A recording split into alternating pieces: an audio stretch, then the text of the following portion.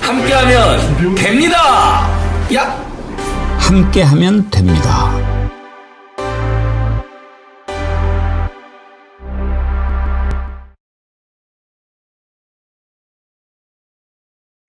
여러분 안녕하십니까? 백운기입니다. 오늘 또 넘어가는 걸까요? 아직까지 현재 선고 일정이 나오지 않고 있습니다. 도대체 어쩌자는 겁니까? 국민의 인내심이 바닥나고 있습니다. 고민할 게 뭐가 있습니까? 윤석열의 내란이 파면 사유가 아니라면 도대체 대통령이 되면 이제 무슨 짓을 해도 된다는 겁니까? 혹시 저자들의 반발이 무서워서 그럽니까? 걱정할 것 하나도 없습니다. 군인들의 총칼도 맨몸으로 맞섰던 우리 국민들입니다. 저런 정신 나간 자들이야 한 방에 물리칠 수 있습니다. 검찰은 물론이고 최상목 대행 단단히 각오해야 할 겁니다. 명색이 경제 전문가라는 자가 지금 무너지는 경제가 안 보입니까? 자영업자들은 작살나고 있습니다. 경제의 최대의 적은 바로 불확실성 아닙니까? 그 불확실성을 제거해야 된다는 것을 누구보다도 잘 아는 자가 이렇게 할 수 있습니까? 이 나라를 이렇게 만들어도 됩니까? 정말 지긋지긋합니다. 징글징글합니다. 두고 봅시다 한번. 생방송 백운기의 정치 1번지 출발합니다. 여러분 이럴 때일수록 우리가 좀 힘을 모아야지요. 이치항명주 운동을 다시 한번 좀 불을 지펴봅니다. 우리가 이렇게 푸른 배지 달고 총선 치렀는데 다시 한번 좀 모아보려고 여러분들 좋아하시는 황태진구 이거 사시면 한 팩만 사셔도 10개씩 드리려고 합니다. 그래서 좀 많이들 이치항명주 브로치 차시고 우리들이 소리를 한번 높여봅시다. 황태진구 따로 뭐 더 소개는 안 드리겠습니다만 참 그 좋은 보양식이니까 드시고 이럴 때 좀 속 많이 쓰릴 때 맛있게 드시고 힘내시기 바랍니다. 여러분 모두 동참해 주시기를 간절히 부탁드립니다. 오늘이라도 파면 선고 내려질 수 있겠죠. 그런데 절차상 일정을 사전에 공지하고 그리고 선고를 하기 때문에 오늘은 아닐 것 같습니다. 오늘은 아닐 것 같은데 왜 이렇게 늦어지는 걸까요? 오늘 한번 생각해 보도록 하겠습니다. 세 분 패널을 함께합니다. 김유정 전 의원님, 김정욱 전 민주연구원 본장님 어서 오십시오. 네, 안녕하세요. 안녕하세요. 김용남 의원님 오시는 대로 소개해 드리도록 하겠습니다. 김유정 의원님, 왜 이렇게 늦어지는 걸까요? 참 국민들 답답합니다. 그러니까 저도 벌써 100일이 넘어갔잖아요. 12월 3일 그 불법 계엄 내란 사태 이후로. 그래서 체포됐을 때 이제 정말 큰 고비 넘겼구나. 그리고 이제 헌재의 시간이구나 했었는데 말도 안 되는 석방 이렇게 되고 나니까 그 불안과 공포가 더 엄습해 오는 것 같고요. 그리고 이 헌재의 이 선고가 하루하루 늦어질 때마다 정말 점점점 정치 후진국 돼가는 것 같고 경제는 계속 나락으로 떨어지는 것 같고 국민의 불안감은 훨씬 커지는 것 같고 지금 이거를 어떻게 수습해야 될지 전부 다 그냥 이 말도 안 되는 사태 때문에 다시 잠이 안 오는 상황으로 저희가 접어들고 있잖아요. 그래서 애초에 헌재에서 3월 17일까지 다 비워뒀었는데 어제 최재해 감사원장하고 검사 3명에 대한 선고를 했잖아요. 이제 그랬던 것이 선입선출 원칙에 입각해서 순서대로 가는 거 아니냐라는 그 분석이 좀 많은 것 같고요. 하도 뭐 절차를 지키네 안 지키네 딴지 걸고 시비 걸고 하니까 순서대로 간다 하면 또 한덕수는 왜 빨리 안 하느냐 변론기일 끝난 지가 언젠데 그래서 사건 번호 순서대로 지금 가는 거 아닌가 그런 생각들을 하게 되더라고요. 그래서 이게 지금 먼저고 그다음에 윤석열 그다음에 그다음 번호가 한덕수거든요. 그래서 요 순서를 지키고 있다, 가고 있다 제대로 이런 것들을 보여주기 위한 방편이 아니었나 싶기도 하고요. 근데 지난번에 헌재가 다른 사건보다 우선적으로 윤석열 탄핵 사건을 한다라고 밝혔지 않습니까? 그렇습니다. 그러면은 바뀌는 이유를 설명을 해 주든지 뭘 좀 국민들한테 속 시원하게 언제 하겠다라고 하든지 뭐 이렇게 해야 국민들이 애가 덜 탈 거 아닙니까? 헌재가 지금 뭐 도대체 뭐 내부에 반대하는 놈들이 있는 걸까요? 그래서 좀 답답하기도 하고. 만약에 이걸 반대한다면 그게 말이 됩니까? 헌법재판관 자격이 있습니까? 전 말이 안 되죠. 이거는 뭐 어떤 상황이라 할지라도 명백하게 헌법과 법률과 법관의 양심에 근거해서 이 내란 상황은 판단하게 되어 있는 거 아닙니까? 그래서 저는 생각을 해봤어요.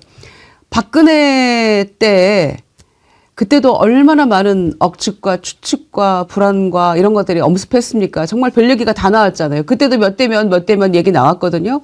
그런데 이제 알고 보니까 애초에 8대 0이었다라고 얘기하고 있지 않습니까? 당시 헌법재판관의 얘기를 통해서 그분을 취재했던 누군가를 통해서 이제 다 엊그제 라디오에서도 얘기가 되고 이랬는데 그랬기 때문에 정말 하루하루 늦어지는 게 불안하긴 하지만 도대체 이 내란 사건이 박근혜 사건에 비추어 봤을 때 그보다 못한 것이냐.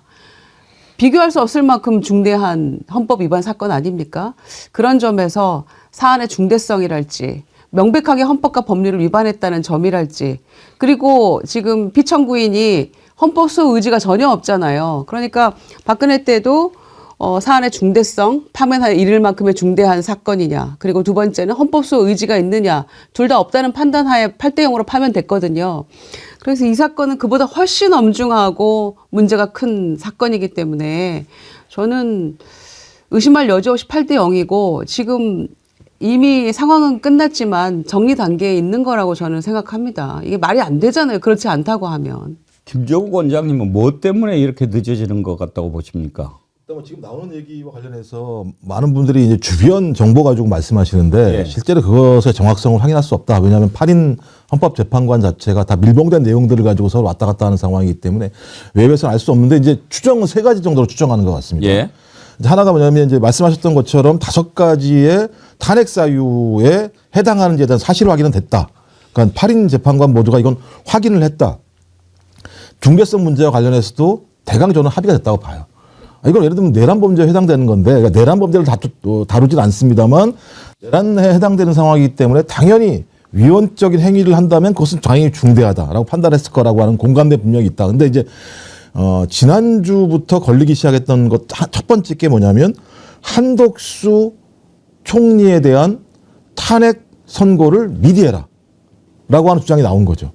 이 주장이 나오게 된 이유 중에 하나가 뭐냐면 소위 권한대행의 권한대행이라는 논리를 만들어서 최상목이라는 사람이 2명의 헌법재판관을 갖다 임명한 거 아니겠습니까? 근데 만약에 한덕수 총리에 대한 탄핵이 기각된다면 최상목 총리 권한대행이 하는 내용 자체가 문제가 된다. 그러니까 2명 자체를 인정할 수 없다라고 하는 논리를 계속 공격을 해야 되니까 여기에 대해서 막아야 된다라는 판단을 했기 때문에 갑자기 그 전주에서 다음 주 목요일 날 소위 감사원장과 그다음에 검사 3인에 대한 선거 결정을 급하게 잡았다. 그러니까 선입선출 말씀을 드린 겁니다. 사건이 그게 먼저 배당이 됐었기 때문에 그 배당을 먼저 하고 난 다음에 그 다음에 진행을 해야 될 것이 윤석열, 그 다음에 한덕수 이렇게 가게 되면 사건이 들어온 순서대로 진행을 할 수 있는 절차적인 흠결을 방어할 수 있는 기간을 마련하는 차원에서 그렇게 한 게 아니냐라고 하는 게 하나의 의견이고요.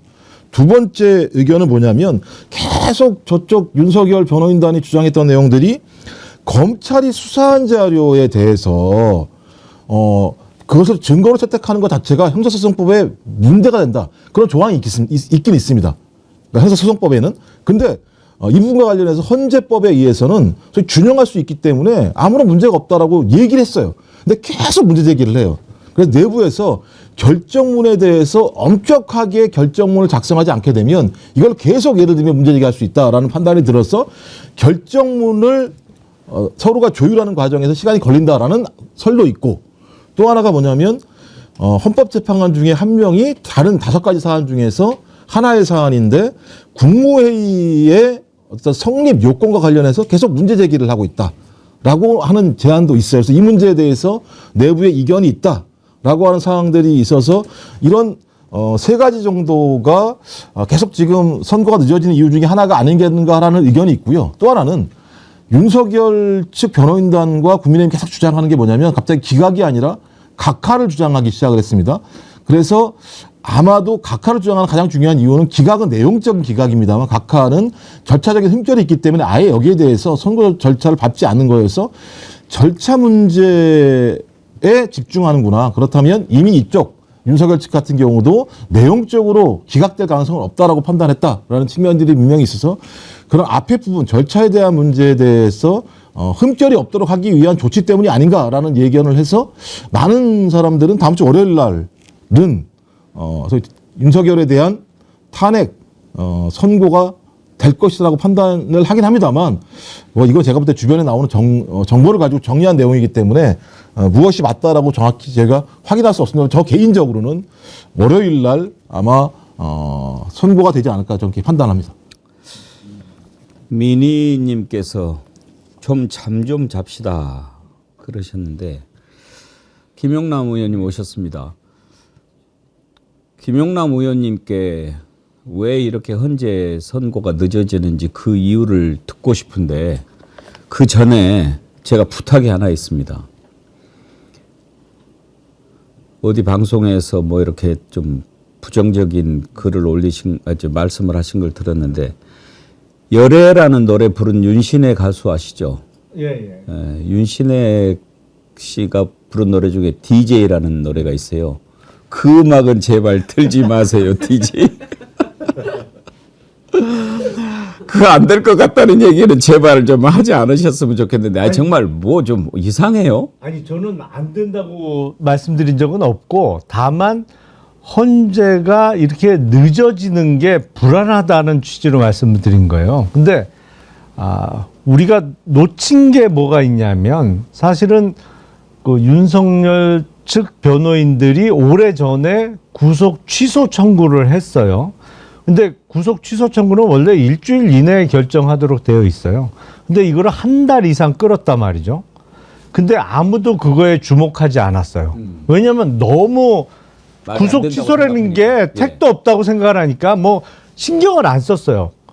근데 한 달 이상 끌고 있다가 나온 결과가 충격적이었잖아요. 그리고 나서 바로 검찰이 이른바 즉시항고 포기와 석방주의로 이해할 수 없는 법원 결정에 화답을 했단 말이죠. 그 얘기는 뭐냐면 저는 아무리 봐도 이게 2월 달부터 뭐 3월 초에 구속 취소돼서 나올 거라고 했던 썰이 그냥 했던 얘기가 아닐 가능성이 있다는 생각이 드는 거예요. 이게 누군가가 기획을 하고 있고 그 기획에 따라서 열심히 물밑에서 움직이고 있는 세력이 분명히 있는 결과가 지금 버젓이 석방돼서 한남동 관저에 들어가 있는 이걸 보고 있는 상황에서 탄핵 사유의 측면에서 보면 이것처럼 심플하고 명확한 탄핵 사유는 없습니다. 근데 왜 최장 기간이 걸리느냐. 결심부터 지금 선고가 아직도 안 나오고 있는데. 그래서 제가 그 말씀을 드린 거예요. 적어도 3월 17일까지는 선고가 나야 되는데 다음 주 월요일이죠. 만약에 그때까지도 이런 방구 언제 선고한다는 얘기 없이 그냥 지나가 버리면 이것도 뭔가 잘못돼 가고 있는 거 아니냐. 잘못될 게 그러니까 뭐가 있는 거죠? 앞서 말씀드린 대로 본안과 관련해서 그러니까 이게 비상계엄 선포가 위헌 불법이고 이게 탄핵 사유가 된다라는 거에 대해서 시비 걸 수 있는 재판관은 없다고 봐요. 이게 탄핵 사유가 안 된다? 대통령이 비상계엄 선포를 하시라도 할 수 있다라고 주장하는 이른바 정신 나간 재판관은 없겠죠. 또 절차적인 문제인 거예요. 어떤 문제요? 그러니까 지금 국힘 쪽에서 탄핵 각하를 얘기하고 있는 거는 그겁니다. 12월 14일 날 탄핵 소추가 국회에서 통과가 됐는데 그때 탄핵 소추 사유에 보면 내란죄라는 게 들어가 있었어요. 근데 그거를 이제 정리하는 차원에서 사실상 그거는 어떤 측면에서는 뭐 이해할 수 있는 측면이 있어요. 내란죄라는 형법상의 죄명을 집어넣지 말고 12월 3일 날 벌어졌던 전체적인 행위가 사실상의 내란 행위고 헌법 위반으로 이제 정리를 한 건데 국힘 쪽의 주장은 그거죠. 야, 내란죄로 탄핵소추를 했는데 내란죄가 지금 빠졌으니 이 탄핵소추는 그 잘못된 거라 각하되고 국회에서부터 탄핵소추를 다시 밟아야 된다. 그런 의미로 지금 각하 주장을 하는 것이거든요. 근데 윤석열 석방이 그 행위가 내란 수괴가 인정 안 된다는 본안 판단으로 지금 석방되어 있는 게 아니잖아요. 본안에 대해서는 전혀 판단이 이루어지지 않았어요. 다만 수사와 기소까지의 절차상의 트집을 잡아서 지금 석방이 돼 있는 거거든요. 마찬가지예요. 탄핵 심판도 이게 탄핵 사유가 안 된다고 주장할 수 있는 사람은 없어요. 절차상의 어떤 트집을 잡고 있는 거 아닌가. 물론 지금 헌재가 철통 같은 보안을 유지하고 있기 때문에 다 정확한 정보 없이 추측입니다. 지금 나오고 있는 얘기는. 근데 늦어지는 게 불안한 거예요. 그 말씀을 드렸던 거예요. 제가 탄핵이 안 된다고 그런 취지로 말씀드린 건 절대 아닙니다. 불안하다고 그러시니까 불안하다는 분들이 많으셔가지고 그거 한번 좀 여쭤볼게요. 그걸 물어보시는 분들이 많았어요. 이번에 그 정신 나간 판사 때문에 이제 구속 취소가 이렇게 되지 않았습니까? 그런데 검찰이 즉시 항고를 안 했는데 김경호 변호사인가? 그분이 그런 얘기를 했다고 해요. 만약에 석방을 하려면 즉시 항고 포기서를 제출을 하고 석방 지휘를 해야 되는데 석방 지휘서만 보내고 즉시 항고 포기서를 제출을 하지 않았기 때문에 이것은 지금 석방된 것 자체가 절차를 어긴 것이다. 그러므로 이거는 석방이 아니고 탈옥이다. 이렇게 얘기를 했다고 하는데 혹시 즉시 항고 포기서를 제출을 해야 그게 유효합니까? 그러니까 포기하는 거는 두 가지 방법이 있습니다. 그러니까 명확하게 포기서를 제출하면 뭐 명확하죠. 근데 즉시 항고는 7일 이내에 하도록 되어 있기 때문에 그 기간에 도가로 즉시 항고 포기로 되는 측면도 있거든요. 그러니까 우리가 보면 어떤 형사 판결에 대해서도 항소할 수 있는 기간이 일주일로 되어 있습니다. 근데 그 일주일 안에 항소 포기서를 제출하는 경우보다는 대부분의 경우에는 그냥 일주일 동안 항소장을 제출 안 함으로써 항소 포기가 되는 경우가 사실은 대부분이에요. 그 경우가 대부분입니다. 근데 즉시 항고 포기서를 제출하지 않았더라도 일주일 동안 즉시 항고를 하지 않으면 포기한 것으로 간주가 되는군요. 그렇죠. 그런데 지금 오늘까지인데 오늘도 사실은 법률적으로는 즉시 항고를 할 수 있어요. 다만 이게 오늘 즉시 항고를 하게 되면 법률적으로 조금 복잡한 얘기인데. 제자들이 안 하겠다고 그러는데 뭐. 그렇죠. 그거 안 하겠다고 하니까 가능성은 없습니다만 즉시 항고를 하게 되면 이거는 일반 항고로서의 효력은 있습니다. 예. 그러니까 즉시 항고와 일반 항고의 차이는 이른바 집행 정지 효력이 있느냐 없느냐의 차이거든요. 그러니까 원래는 석방을 안 하고 즉시 항고를 하게 되면 석방이 안 되죠. 즉시 항고에 대한 법원의 또 다른 결정이 날 때까지는 계속 구속이 되어 있는 상태에서 다투는 것인데 이게 인신 구속과 관련된 것이기 때문에 일단 석방주의를 해놓고 즉시 항고를 하게 되면 그거는 항고로서 법원의 결정이 맞느냐 안 맞느냐를 상급법원에서 다퉈보는 의미는 가져갈 수 있어요. 근데 뭐 아무것도 안 하겠다는 취지잖아요. 지금 검찰은. 오늘 뭐 즉시 항고 안 한다고 했으니까 할 리가 없고 검찰이 뭐 모르겠어요. 이제 저놈들이 정말 그런 식으로 국민들 염장을 지를지는 모르겠어요. 오후 5시 25분쯤에 즉시 항고 신청을 했어요. 그래서 딱 이렇게 보니까 지난번에 판사가 뭐 구속 취소한 것이 5시 43분이니까 2분 넘어서 무효네 또 이러려나? 아니 세상에 말도 안 되는 일들이 지금 계속 일어나고 있는데 일단 그 정신 나간 판사는 뭐며 70년 동안 이어져 왔던 관행을 윤석열 앞에서 딱 비틀어버리고 그 다음에는 또 즉시 항고 해야 된다라고 하는 것이 맞다라고 대법관이 이야기를 하지 않습니까? 그러면은 그 전에 심우정이 얘기했던 것은 법원의 판단을 존중한다면서요. 그러면 일개 지방법원 판사의 얘기는 존중하고 대법관의 얘기는 존중을 하지 않는 겁니까? 이게 말이 됩니까? 그걸 또 갖다가 그 외부에서 간섭하는 거다 이렇게까지 또 얘기하고 있는 대통령실 국민의힘이 또 있지 않습니까? 근데 법률적으로는 이 사건과 관련해서는 심우정 검찰총장도 외부자입니다. 특수본에서 해야 되는 거죠. 예, 이거는 특별수사본부는 대검 예규상 총장이 지휘할 수 없도록 되어 있어요. 그러면 특수본에서 신청을 해야죠. 그러면 특수본도 나쁜 놈들 아닙니까? 그렇죠.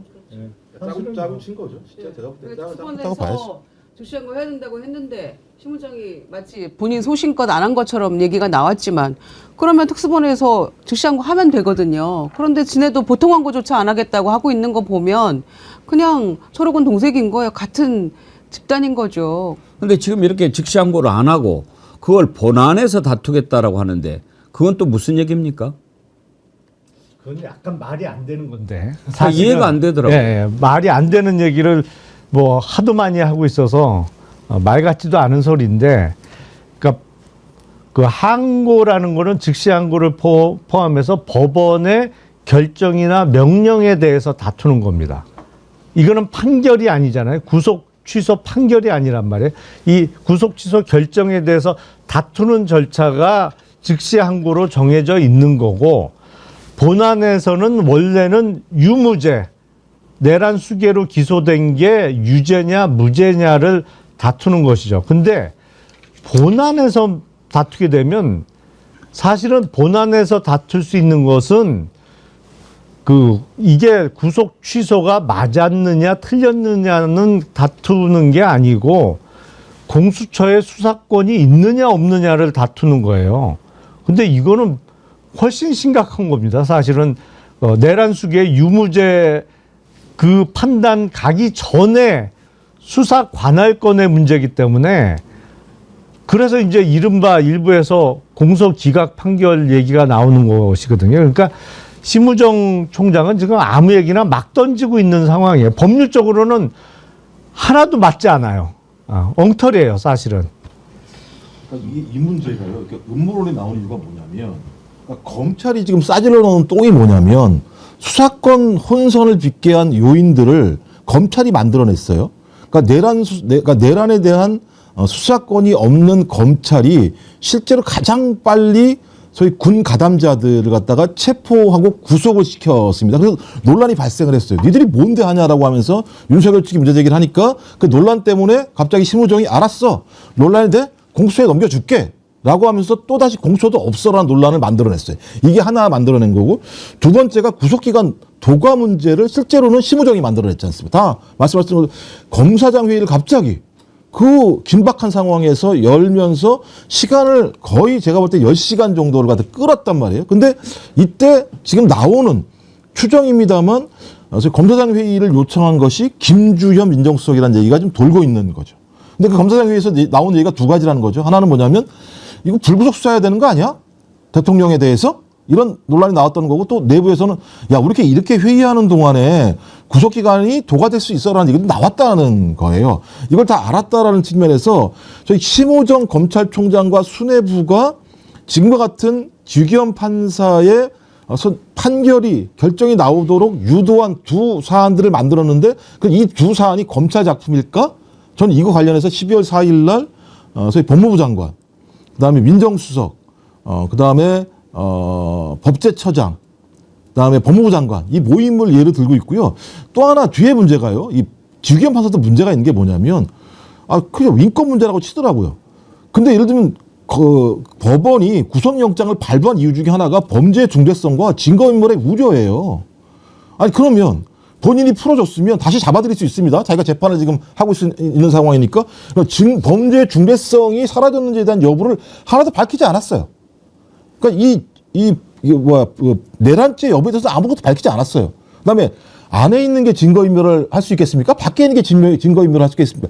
밖에 있는 게 증거인멸을 했잖아요. 그랬으면 재구속을 해야 되는 건데 여기에 대해서 아무런 것도 하지 않았어요. 전 그렇다면 이건 적어도 그 보수 법조 카르텔에 의해서 상당히 기획된 내용 자체가 지기현 판사를 통해서 확인이 된 거 아닌가, 그러니까 성공이 된 게 아닌가라고 하는 음모론 자체가 저는 음모론이 아니라 충분히 개연성 있는 시나리오라는 생각이 들기 때문에 매우 우려된다. 이제 아마 이런 우려 때문에 많은 국민들이 헌재 재판관 중에 한두 명 정도도 이런 것들에 좀 휘어잡히지 않았을까라고 하는 우려를 하시는 거죠, 실제로는.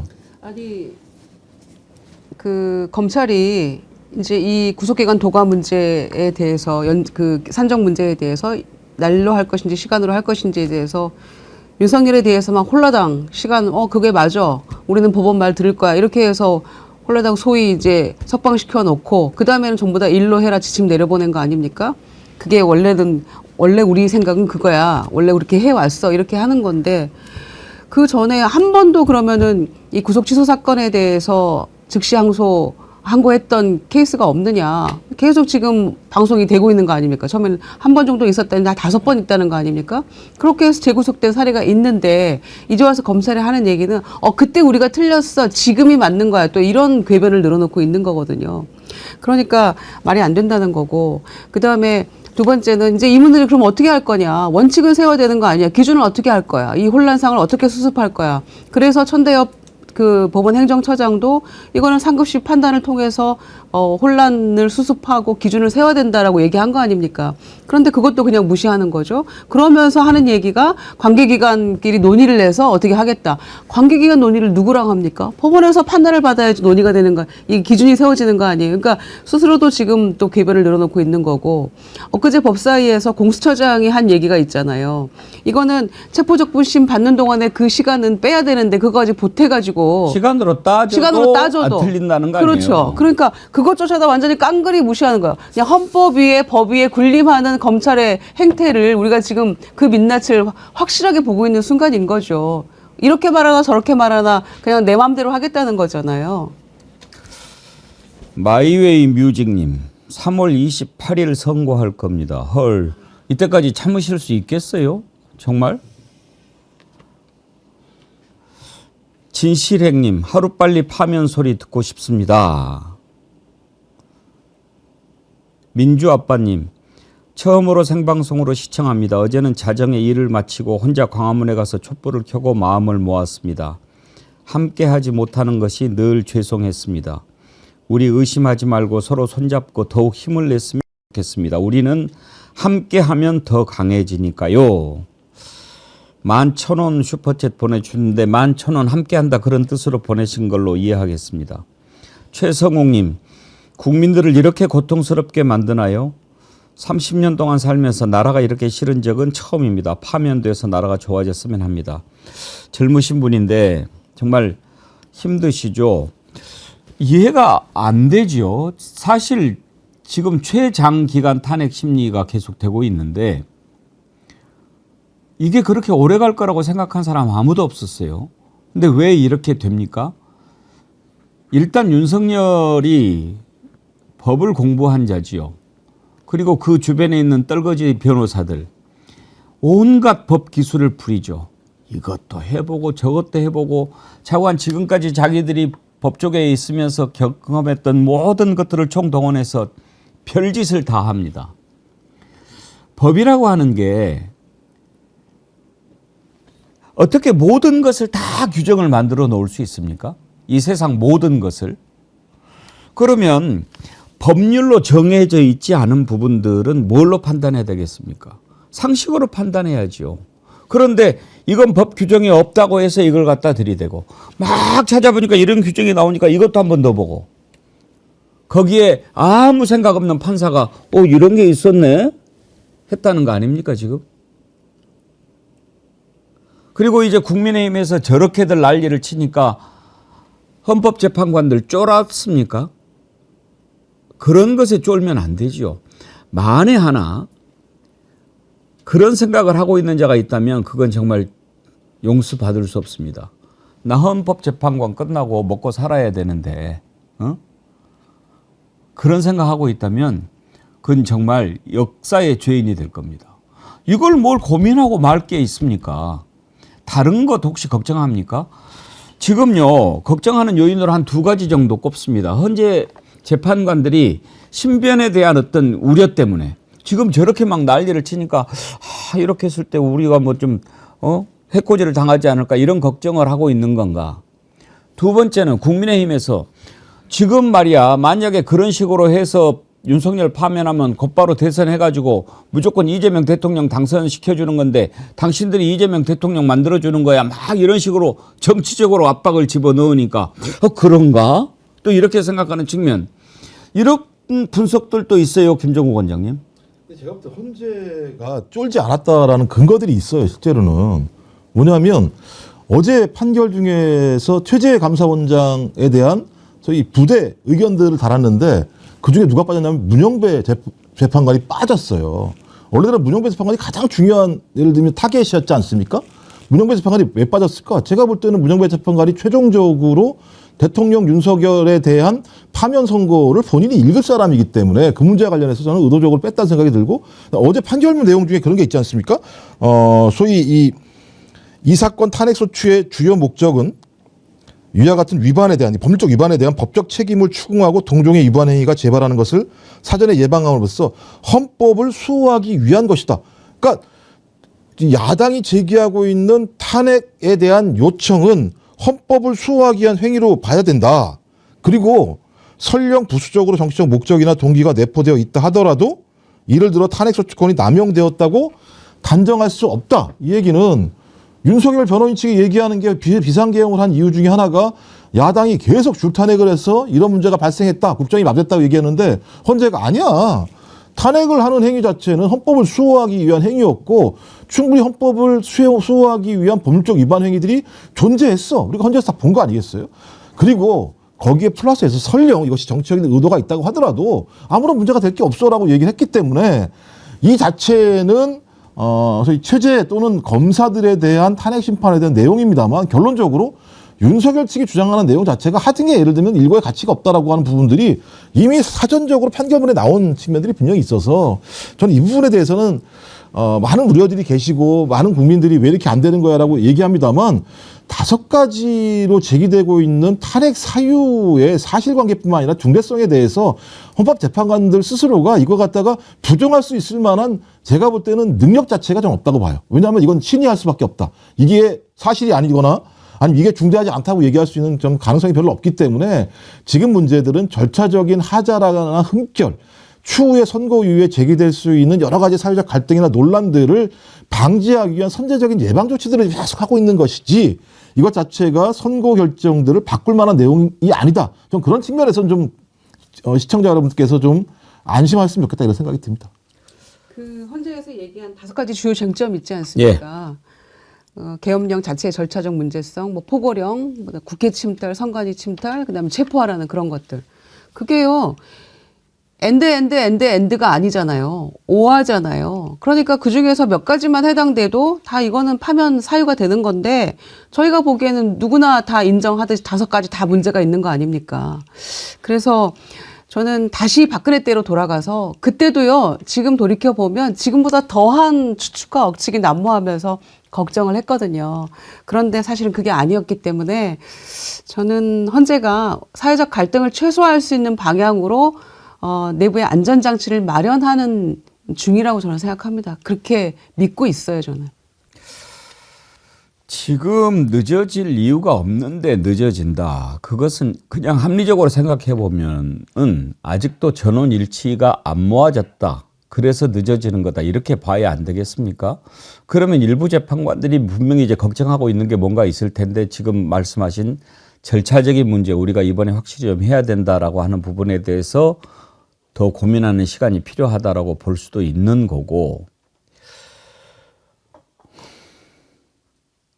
그런데 그것은 본질과는 상관없는 거 아닙니까, 김영남 의원님? 그러니까 이거 본질은 못 건드리는 거죠. 그러니까 형사재판도 딱 그거예요. 이게 내란 수계가 안 돼? 어떻게 안 된다고 판단을 할 수가 있어요. 전 국민이 다 봤는데.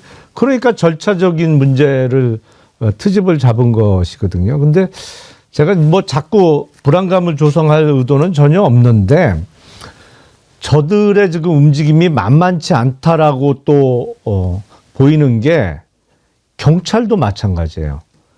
김성훈 경호처 차장에 대해서 3번의 구속영장을 검찰에 신청을 했잖아요. 근데 검찰이 3번 다 기각하고 나니까 영장심의위원회를 개최를 했어요. 근데 심의위원회에서 정작 이거 영장 청구하는 게 맞다라고 결론을 냈는데 그게 벌써 며칠 전이에요. 아직까지 경찰에서 구속영장을 신청을 안 하고 있어요. 아니 그렇게 계속 이거 구속해야 된다고 연거푸하는 거를 검찰에서 계속 기각을 하니까 심의위원회까지 갔던 것인데 정작 심의위원회에서는 경찰 손을 들어줬단 말이에요. 이거 구속해야지. 왜 검찰 니네 구속영장 법원에 청구 안 해? 해야지라고 결론을 내렸는데 정작 그 이후에 경찰에서 구속영장을 안 치고 있어요. 뭔가 움직임이 분명히 있는 겁니다, 이거는. 그래서 그런 의미에서 우리가 안심해서는 절대 안 되고 저들이 가만히 있지 않는다. 경찰은 그동안의 움직임하고 완전히 바뀌었어요, 태도가. 그렇기 때문에 긴장해야 된다. 이게 뭐 사안을 전 국민이 다 알고 있기 때문에 순리대로 풀려갈 것이다. 당연히 그래야 되고 그러면 좋은데 저항이 만만치 않다는 말씀을 드리는 겁니다. 제가. 지금요, 뭐 이렇게 어제 최재 감사원장이랑 이창수 중앙지검장이랑 막 탄핵 기각되고 이러니까 뭔가 지난번에 윤석열 구속 취소된 것부터 마치 무죄로 나온 것처럼 난리를 치지 않았습니까? 국민의힘에서 막 이렇게 지금 뭔가 다를 것 같으니까 이게 이제 선전전이죠. 전쟁을 할 때 주로 그런 작전을 많이 하죠. 우리가 이겼다. 지금 죽어가고 있는데도 그러면서 막 선제적으로 우리는 승복하겠다. 민주당 승복해라. 뭐 이렇게 이야기를 해요. 그러면서 우리가 진작 승복하겠다고 얘기했다고 그러는데 나 들어본 적이 없어요. 언제 승복하겠다고 했죠? 근데 아무튼 이제 권영세 위원장이 그렇게 얘기했으니까 한번 봅시다. 승복하겠다고 이야기했죠. 근데 사실요, 따지고 들어가면은 국민의힘은 윤석열 파면을 원하고 있어요. 파면이 안 된다고 생각해 보십시오. 윤석열이 복귀한다고 생각해 보십시오. 국민의힘 바로 죽습니다. 그 유인태 전 총장도 그 얘기를 하던데 그건 조금 이따 들어보고. 그런데 만약에 기각이 된다고 생각해 봅시다. 이제 이거는 뭐 상상도 아니고 가상도 아니고 그냥 그 어떤 논리 전개를 위해서 얘기를 드리는 겁니다. 그 나라가 온전히 갈 수 있겠습니까? 그냥 논리적으로만. 자, 기각이 되면 윤석열이 복귀하죠. 내란을 저질렀던 자가 다시 대통령이 되는 거예요. 그러면 윤석열이 어떻게 하겠습니까? 지금까지 우리가 봤던 것 기억하시죠? 일단은 상식적으로 그 꼴을 우리 국민들이 어떻게 보겠습니까? 이건 승복 불복의 문제가 아닙니다. 그때부터 말로 할 수 없는 혼란이 지금 경제 완전히 작살 나버렸는데 이 경제는 말할 것도 없고 그러면 국민들은 극도로 참을 수가 없는 상태가 될 겁니다. 그러면 그때 어떻게 합니까? 계엄할 겁니다. 한번 해봤던 놈이니까 더 치밀하게 할 겁니다. 헌법재판관들 지금 이렇게 하면 안 됩니다. 아니 오늘 해야지요. 오늘 안 하면 내일 얼마나 많은 사람들이 또 나와서 생업을 포기하고 또 집회를 하겠습니까? 주말이지만. 그걸 한번 사회적 비용을 한번 계산을 해봤습니까? 이 주말마다 국민들이 나와서 집회하는데 그게 비용이 얼마나 될 건지 한번 계산해 봤나요? 나라를 헌법재판소가 망치고 있다는 생각은 안 합니까? 뭘 걱정하는데요, 지금? 여론조사를 한번 볼까요? 저는 지금 갤럽 외에는 다른 여론조사는 보지도 않습니다. 왜? 혼란만 주니까. 갤럽은 제가 믿어서가 아니라 그나마 기준점은 하나 있어야 되니까 두고 보는 거예요. 근데 갤럽 여론조사 오늘 나온 거 보면 지금 윤석열 탄핵에 찬성한다는 응답이 58, 반대한다는 응답이 37이에요.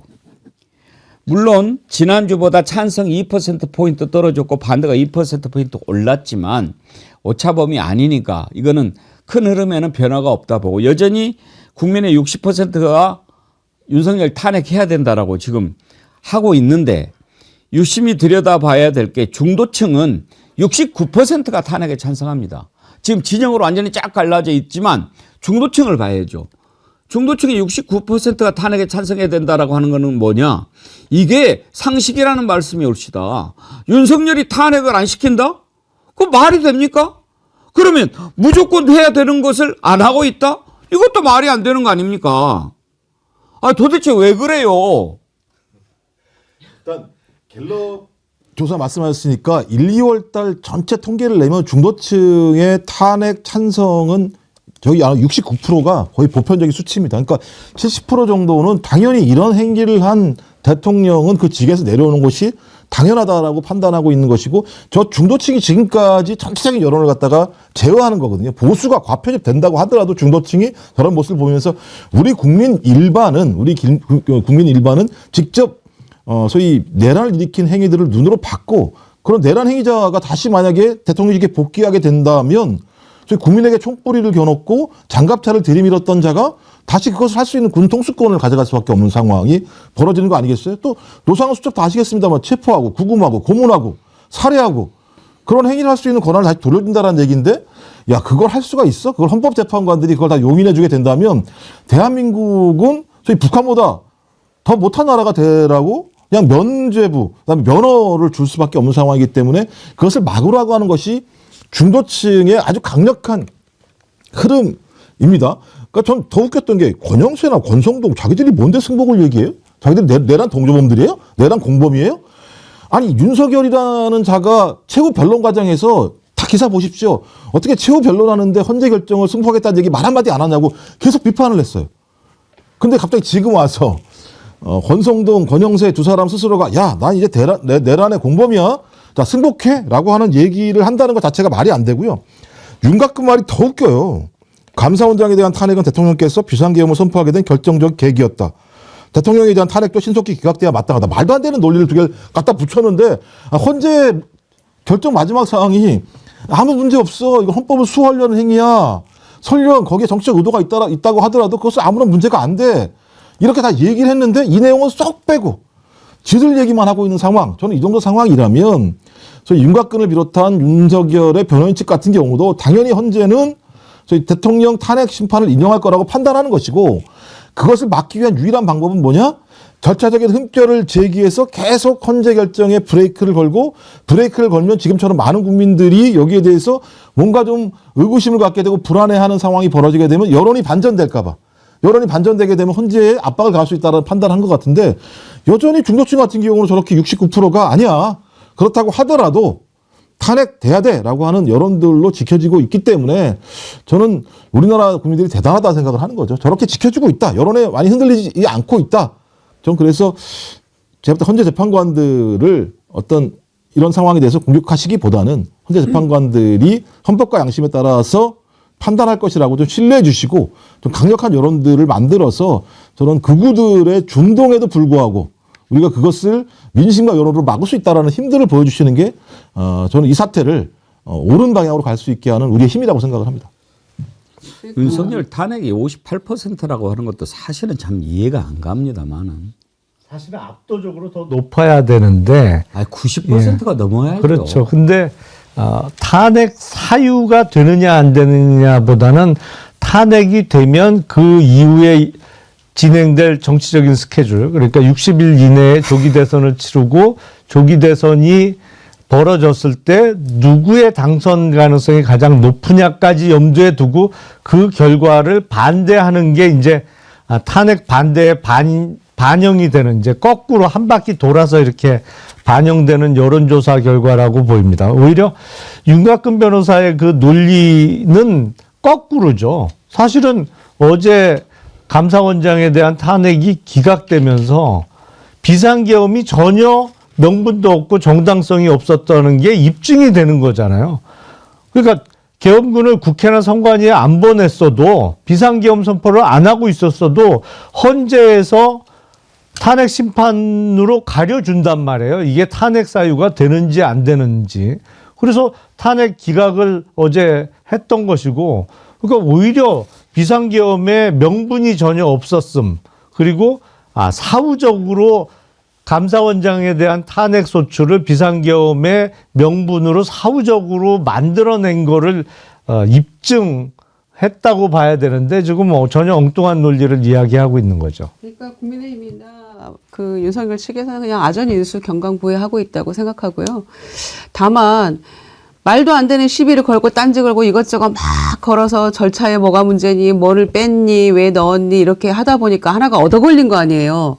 그렇게 해서 구속 취소가 되고 석방이라는 거 이게 되네? 지금 이런 생각들을 하고 있고 한술 더 떠서 거봐 문제 없으니까 석방됐지 이렇게 지금 자기네들 마음대로 해석하고 있는 중이라고 보고요. 저는 어제 권영세 비대위원장의 얘기 중에서 우리는 승복 선언했어. 민주당 너네 한 번도 승복한다고 말 안 했어. 빨리 선언해. 이렇게 얘기를 하고 있거든요. 근데 이미 헌재에 승복하지 않고 있다는 거를 최상목 대행을 통해서 우리는 목도하고 있잖아요. 헌재에서 이거 임명해야 맞는 거야. 안 하면 위헌이야. 라고 얘기했는데도 마은혁 재판관 임명 안 하고 있잖아요. 그 부분에 대해서 국민의힘이 계속 이거 임명하면 여전히 위헌이라고 얘기를 하고 있으면서 우리는 헌재 결과에 승복할 거야 라고 얘기하는 게 얼마나 모순적인 이야기입니까? 승복 안 할 거라는 거를 암시하고 있는 그런 얘기죠. 그리고 그러면서 동시에 또 최 대행한테 뭐라고 얘기합니까?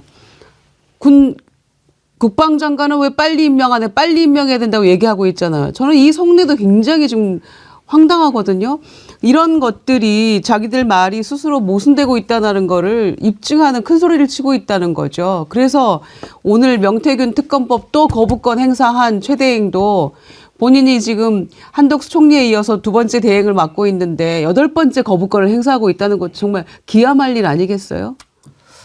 H.O.님, 나는 집사람한테 한 가지 약속했는데요. 윤석열 파면되면 태극기 개양하고 만세 삼창하겠다고.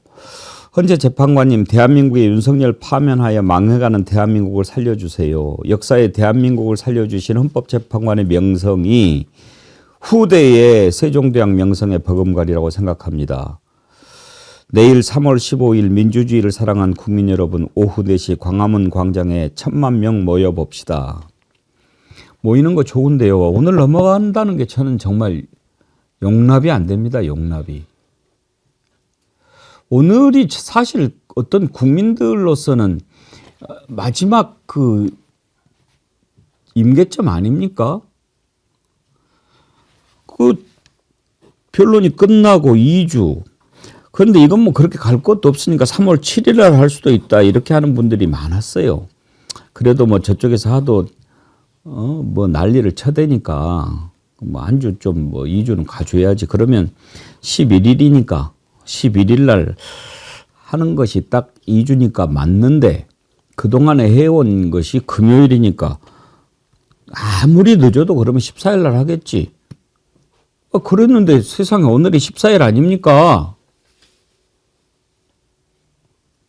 뭘 걱정하는 거냐고요. 오늘 정말 분통이 터져서 이거 정말 방송을 못 하겠네요.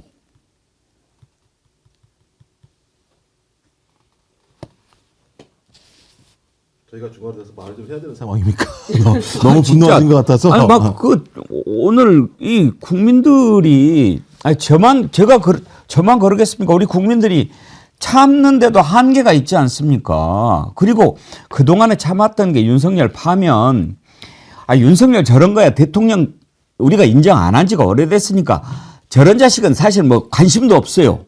빨리 이미 다 파면됐고 대통령 할 놈도 못 되니까. 근데 윤석열이가 저렇게 하고 있는 동안에 지금 나라가 얼마나 지금 절단이 나고 있냐고요. 경제 한번 보십시오. 지금 자영업자들 완전 작살나가지고 시중에 돈이 돌아가지를 않고요. 지금 이 와중에 또 나쁜 놈들은 또 맥도날드 또 뭐 200원인가 올린다는 거 아닙니까? 지금 국민들 죽을 지경인데. 그리고 코로나 때 자영업자 대출 받았던 사람들, 그 사람들이요, 결국은 빚만 더 늘어난 거예요. 그때 뭐 나라에서 돈을 그냥 줬습니까? 예. 네. 이렇게 된 상황인데 어쩌자는 거냐고요. 근데 이제 어제 제가 집회가 왔는데 광화문 집회가 왔는데요. 한 젊은 여성분이 올라와서 한 얘기가 있어요.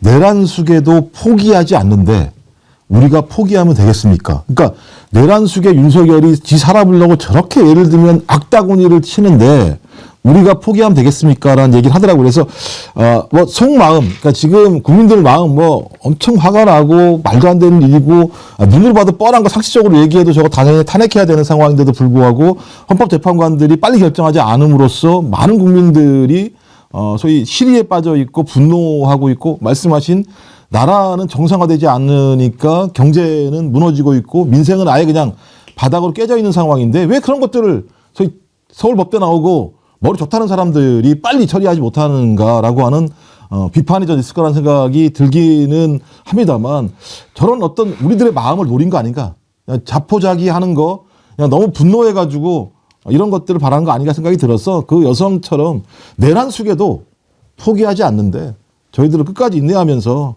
이겨내야지만 앞으로 어떤 자도 이런 생각을 하지 않을까 생각이 들기 때문에 뭐 앵커님의 분노 충분히 알겠고 제가 처음인데요 이렇게 방송을 중간에 그 정적이 가장 긴 시간이 흘렀던 것 같긴 합니다만 그래서 싸워서 이겨야겠죠 저희가. 감사합니다. 저는 정말 이 시점에 제일 좀 분노하는 사람이 최상목입니다. 아주 나쁜 자입니다. 왜? 최상목이 기재부 장관 아닙니까? 경제 전문가 아닙니까? 그러면 경제를 아는 사람은 그 1조 1항이 불확실성 제거 아닙니까? 이런 식으로 계속 하면은 어떻게 되겠습니까? 그러면 다른 거 몰라도 경제 불확실성 제거라는 차원에서라도 할 일을 해야죠. 오늘 아침에 보니까 또 명태균 특검법 거부권 행사했더군요. 이 나쁜 짓도 처음 하기가 힘들지 하면은 이제 아무렇지도 않게 하는 겁니다. 명태균 특검법을 왜 거부합니까? 예? 이번에요. 헌재 판결이 상당히 항상 조심스러워요. 왜? 헌재는 최종 판단이니까요. 그 말도 안 되는 수사를 했던 검사들 탄핵하지 않았습니까? 도이치모터스 수사 그걸 제대로 된 수사라고 어떤 국민이 믿겠습니까? 그런데 수사 잘못한 거는 인정이 되는데 그 수사 잘못했다고 검사 옷을 벗기기에는 조금 그러니까 야 너네들 좀 제대로 해라. 그렇게 지금 하고 봐준 거 아닙니까? 그 면죄부를 준 게 아닙니다. 문영배 재판관 녹취 혹시 준비가 됐나요? 문영배 재판관이 그랬어요. 김건희의 문자나 메신저 내용, PC 기록 등을 확보할 필요가 있었음에도 불구하고 피청구인이 위와 같은 증거를 수집하기 위해 적절히 수사를 지휘 감독하였는지 의문이다. 그러니까 수사 잘못됐다라고 하는데 그래도 이거 가지고 옷 벗기에는 좀 그러니까 봐준 거 아닙니까, 김영남 의원님? 그렇죠. 사실은 앞서 탄핵 소추가 됐던 이정섭 검사가 있는데 수원지검 차장했던 거기 탄핵 심판에서는 기각이 됐습니다. 하지만 그 이후에 기소가 됐어요. 그러니까 문제는 탄핵 심판이 인용되기 위해서는 적어도 두 가지의 요건이 필요한 거죠. 탄핵 사유의 중대성. 근데 사실 이거보다 더 중요한 게 그 명확성, 그러니까 입증의 문제예요. 근데 이정섭 검사가 탄핵 소추는 됐습니다만 그 비행에 대한 입증이 제대로 안 이루어진 거죠. 왜냐하면 국회 탄핵 소추단은 수사기관이 아니잖아요. 그러니까 증거를 수집해갖고 헌재 재판관들한테 제출하는 게 아무래도 좀 부족할 수밖에 없습니다. 그렇다고 헌재 재판관들이 수사기관처럼 막 여기저기 들쑤셔갖고 증거를 수집해서 스스로 알아서 증거 수집과 판단을 알아서 해주지는 않아요. 그런 의미에서 이정섭 검사는 탄핵은 기각됐습니다만 그 이후에 밝혀진 증거에 의해서 지금 기소돼서 재판에 넘어갔거든요.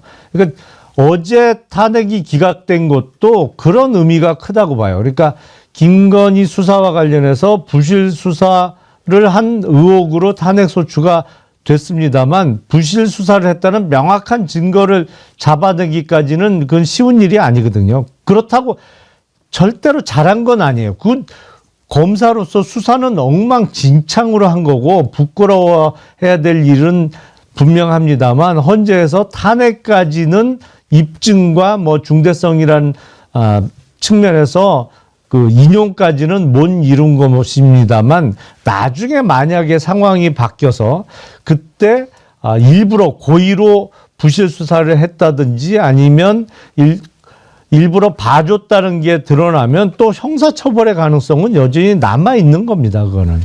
김건희 수사를 제대로 했다고 믿을 국민이 누가 있습니까? 딱 한 놈이 있을 겁니다. 윤석열. 뭐라고 얘기했는지 한번 들어보시죠.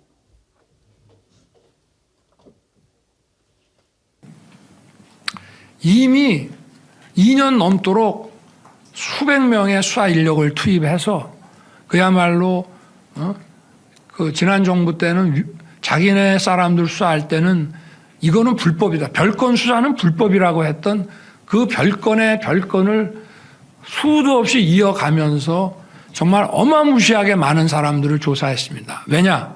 김건희가 나올 때까지, 김건희의 기소할 만한 혐의가 나올 때까지 수사를 했습니다. 그런데 기소를 못했지 않습니까? 그거를 다시 또 이런 방대한 규모의 수사팀을 만들어서 수사를 한다. 그게 문제가 있고요. 저 자식은 이제 얼마나 거짓말을 입만 열만 하는 자식인지 이제 우리 국민들이 다 알게 됐지요. 그런데 저런 자식이 다시 돌아오면 대통령 해먹을 수 있겠습니까? 그런 놈을 대통령으로 누가 인정합니까? 그렇죠. 아무도 인정할 수 없죠. 그리고 정말 지금도 후진국 돼버렸는데 정치 후진국, 경제 더 나락으로 가는 건 물론이고 국민들이 인정 안 하는데 어떻게 이 국정이 운영이 되겠어요. 저는 거의 밀란 수준 갈 거라고 생각합니다. 그리고 더군다나 지금 거의 이 정도 비상계엄은 해도 돼 라는 상설계엄의 면허증 주는 거 아닙니까?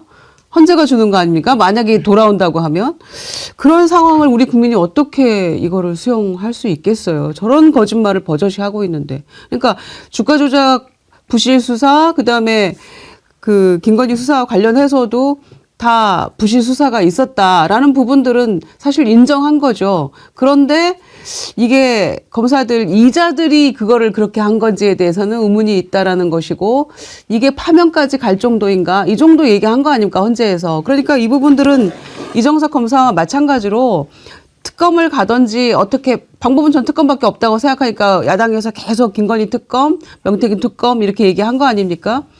그런데 이 정권에서 단 한 건의 특검도 지금 이루어진 적이 없잖아요. 이런 황당한 정권이에요. 단 한 번의 특검도 이루어지지 않았잖아요. 그런데 나와가지고 버젓이 저런 거짓말하고 이게 아무 문제 없다는 게 드러난 거 아니냐라고 하면서 국민의힘이 야당을 질타하고 정말 이건 주객이 전도되죠. 한참 문제가 있는 거죠. 명태균 특검법도 이렇게 거부를 쉽게 아주 해버려요. 고민도 안 하고. 그러니까 저는 예를 들면 지금 국무위원들이 언제부터 헌법재판관들이 됐는지 모르겠어요. 자기들끼리 막 심의를 한대요. 심의를 해가지고 이게 위헌적 요소가 많은데라고 자기들끼리 회의를 한 다음에 위헌적 요소가 많으니까 거부를 한다는 얘기를 하고 있어.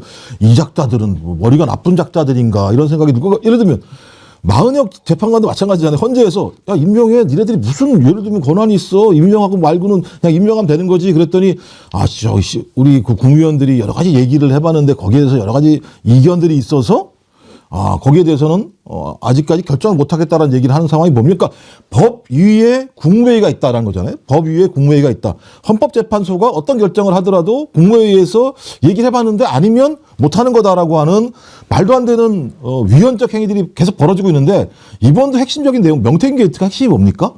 명태균에 대한 내용보다는 김건희에 대한 내용이 훨씬 더 많은 거잖아요. 그러니까 소위 제보다 김건희 공화국이에요.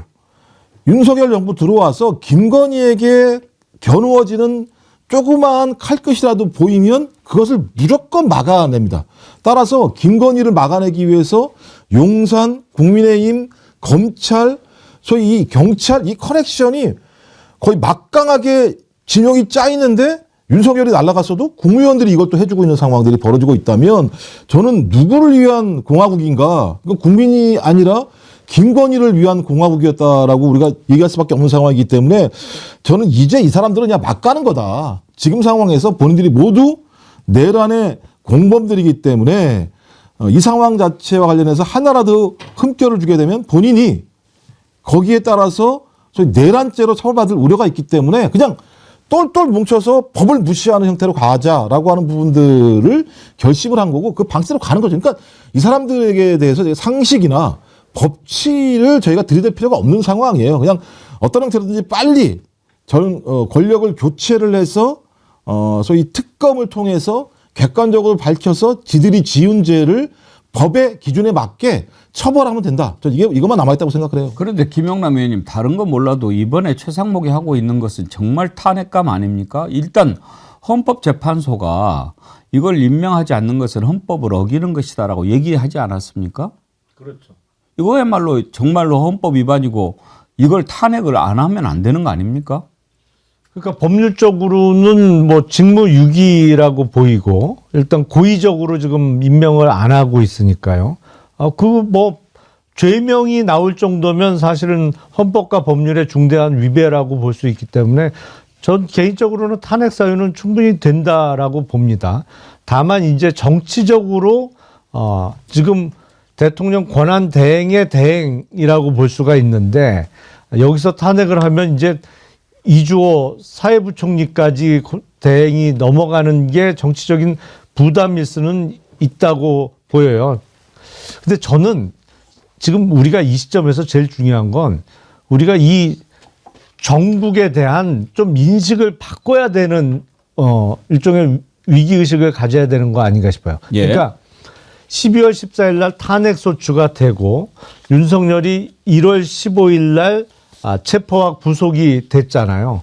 적어도 1월 15일부터는 사실상 대선 국면으로 다 인식을 하고 그리고 그렇게 움직였거든요. 뭐 각자 뭐 여권에서도 한동훈 전 대표도 책도 내고 최근에 북콘서트도 하고 이런저런 공개적인 다른 주자들도 했단 말이에요. 홍준표 시장 뭐 이삿짐 얘기도 하고 야당도 사실상의 대선 국면 그래서 비명 친명 간에 안 보이는 경쟁 관계도 긴장 관계도 살짝 나타났었고 근데 우리가 실수한 것 같아요.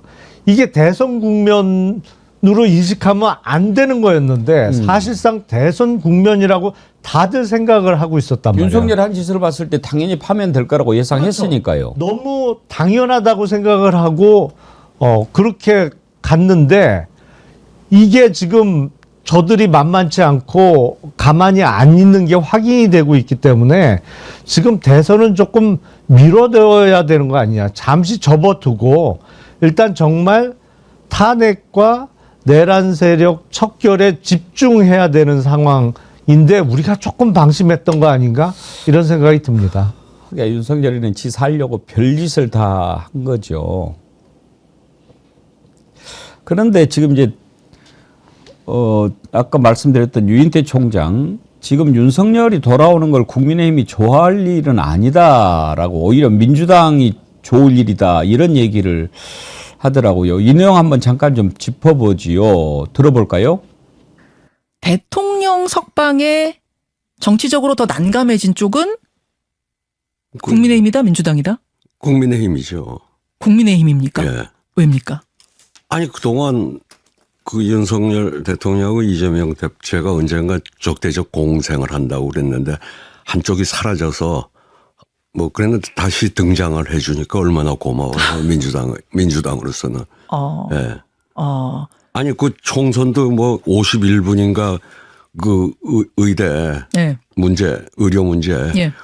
그걸로 아주 다들 그날 그쪽에 뛰던 후보들이 전부 탄식을 했다는 거 아니에요. 국민의힘 후보들이 그 후보들이 대담 보면서 대담에는 혼자 담아 이렇게 예. 뭐 다시 또 좀 저 안에 갇혀서 사라지면은 혹시 하고 뭐 기대를 해보려고 하다가 다시 나타나니까 아이쿠 또 망했다 뭐 이런 거 아니겠어요? 그 표 떨어지는 일은 김건희 여사가 막을 거예요. 그렇게 보세요. 파면이 될 텐데, 이제 조만간. 그 파면된 대통령이 무슨 광장에 나오고 하면은 아주 그쪽 망하라는 건데. 망하라는 거예요? 그 정도의 정무적 강강은 김건희 여사가 전 있을 거라고 봅니다. 못 나가게 막을 거라고. 색다른 시각이고 신박한 시각이긴 한데 김유정 의원님 어떻게 동의하십니까? 아니 국민의힘이 좀 당황했을 거라는 그거는 동의를 합니다만 김건희가 정무 감각이 있어서 아마 광장에 나가서 떠드는 거나 막을 거다. 그런데 그 정도 정무 감각 있는 사람이면 요즘에 왜 김건희 대선 후보설이 나오죠? 김건희 대선 대선 후보설이 후보설. 나옵니까? 예. 그리고 뭐 힐러리 케이스를 뭐 대통령실에서 뭐 연구했다. 뭐 이런 얘기까지 나오고 있는 마당인데 그러면 그런 얘기 대선 후보 막았어야죠. 되면은 징역을 안 가니까 그런 건가? 우리 국민 수준을 이겨야 안 가는 거죠. 우리 국민 수준을 그러니까 후보 되는 동안에는 뭐 좀 윤석열이 파면됐을 경우에 사면해줄 사람을 찾는다 이거죠. 그런 차원에서 김건희 얘기도 나오고 있다는 것인데 그거는 뭐 너무 많은 전제를 앞두고 있는 거라서 말이 안 되는데 우리 국민 수준을 뭐 끝까지 너무 얕보는 거죠.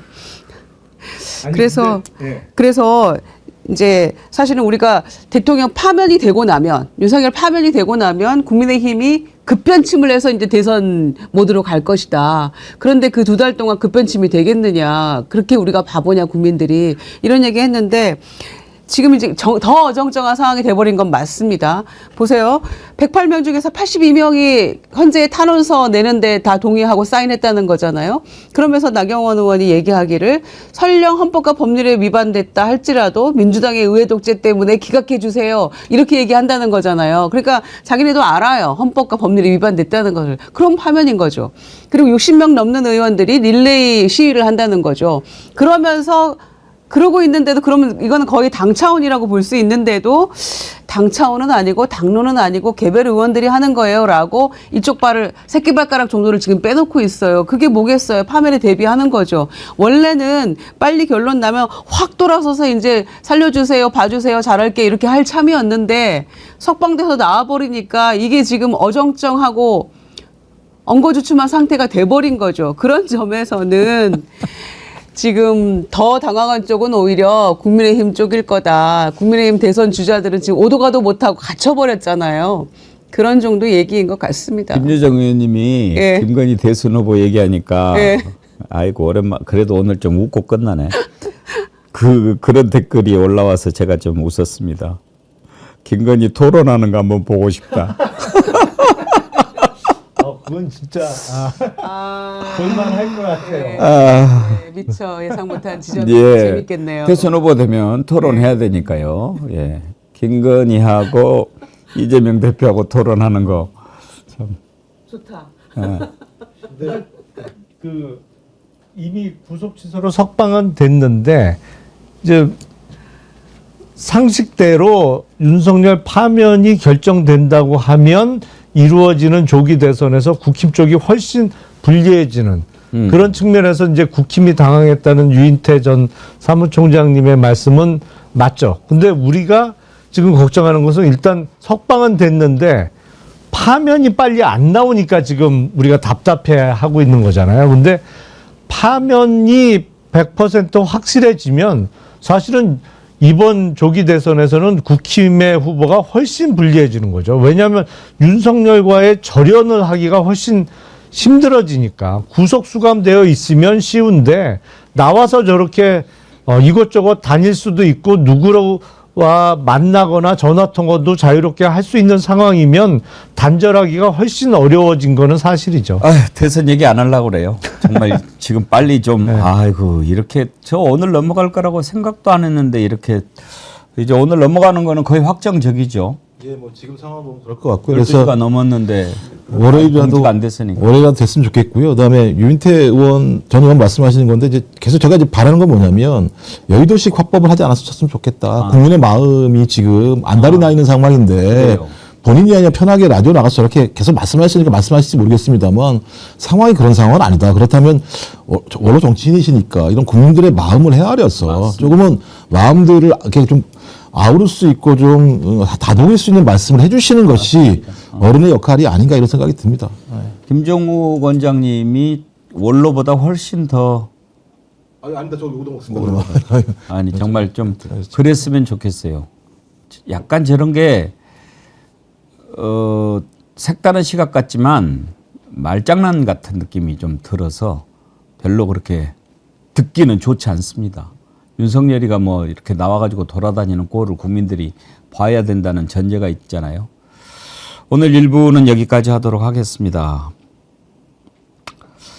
오늘 슈퍼챗을 많이 보내주셨네요. 민주아빠님, 진실행님, 미니님 제가 아까 소개해드렸고요. 추억의 메텔님께서요. 앵커님의 기도와 여러분들의 염려, 걱정, 위로 덕분에 한 달 동안의 수술 입원 일정 모두 마치고 어제 퇴원했습니다. 곧 희망찬 내일이 저희들을 반길 겁니다. 봄꽃이 피고 있어요. 민주주의를 지켜내려는 우리들이 존재하는 한 우리들의 소원은 꼭 이루어질 거라 믿습니다. 추억의 메틀 박경은님 암 수술을 하셨는데 치료받고 이렇게 또 반가운 소식을 전해주시니 진심으로 감사합니다. 힘내시기 바랍니다. 함께해 주신 김유정 의원님, 김영남 의원님, 김정욱 원장님 세 분 수고하셨습니다. 고맙습니다. 네, 감사합니다. 예. 판사 하나가 나라를 절단내버렸습니다. 도대체 그 판사는 무슨 생각으로 그런 웃긴 게요. 결정을 구속 내렸어요? 사유들은 자기가 여기에 나와 있는 건 당연히 아닌 거는 증거인멸, 음주운전잖아요. 마지막까지 이제는 자기 살려면 별별 소리 다 쓰는 자.